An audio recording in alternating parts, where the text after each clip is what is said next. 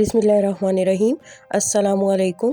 Today our topic is antibiotics. Antibiotics दवाएं 20th सदी की बड़ी डिस्कवरीज में से एक है। आपने भी कान या गले के इन्फेक्शन के लिए एंटीबायोटिक्स का इस्तेमाल ज़रूर किया होगा। दुनिया भर में लगभग 20 डोजेस प्रेस्क्राइब की जाती हैं। तो एंटीबायोटिक्स होती क्या हैं?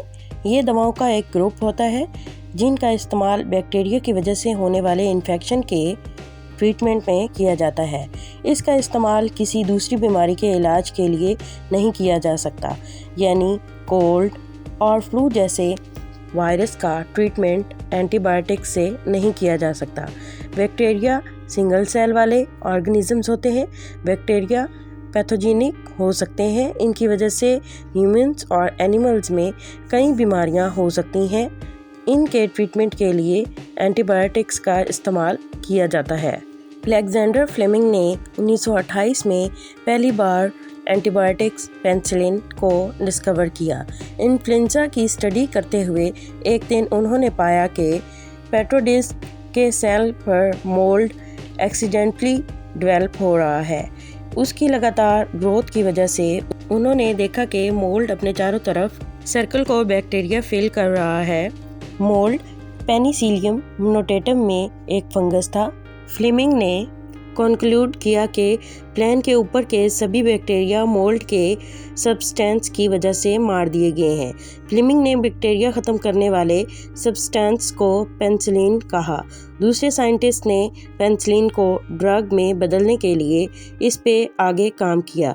1940 तक फार्मास्यूटिकल कंपनी ने बड़े पैमाने पर उसका प्रोडक्शन शुरू कर दिया। क्या आप जानते हैं कि बड़े पैमाने पर एंटीबायोटिक्स को कैसे तैयार किया जाता है? एंटीबायोटिक्स बनाने के लिए 3 मेथड हैं।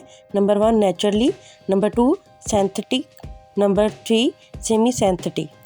नेचुरली एंटीबायोटिक्स ये दूसरे ऑर्गेनिजम्स जैसे फंजाई और बैक्टीरिया से बनाए जाते हैं। बड़ी बड़ी कॉलोनीज में इन्हें ग्रो किया जाता है जहाँ पे एक्टिव सब्सटेंस को देखा जाता है। यही फ्लेमिंग का मेथड था।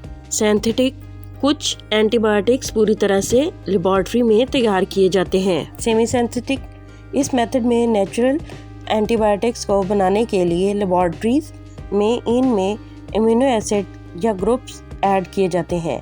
पेनिसिलिन तो बस एक शुरुआत थी। इसे हम अलग अलग तरह के बैक्टीरिया के लिए 100 से ज़्यादा अलग अलग तरह के एंटीबायोटिक्स का प्रोडक्शन कर रहे हैं। क्या आप जानते हैं एंटीबायोटिक्स काम कैसे करते हैं? एंटीबायोटिक्स बैक्टीरियल सेल के ख़ास हिस्सों में अपना असर दिखाती है। ह्यूमन सेल को बगैर नुकसान पहुंचाए हुए ये बैक्टीरियल इन्फेक्शन को रोकती है। ये 2 तरह से किया जाता है। एंटीबायोटिक्स बैक्टीरिया को रिप्रोड्यूस होने से या तो रोकती है या फिर उसे मार देती है। बैक्टीरिया के अंदर होने वाला सर्टेन मेटाबॉलिक के केमिकल प्रोसेस को रोक के एंटीबायोटिक्स ऐसा कर पाती हैं। फॉर एग्जांपल ये प्रोटीन सिंथेटिक डीएनए एप्लीकेशंस या सेल वॉल के ब्रेकडाउन को रोकती हैं।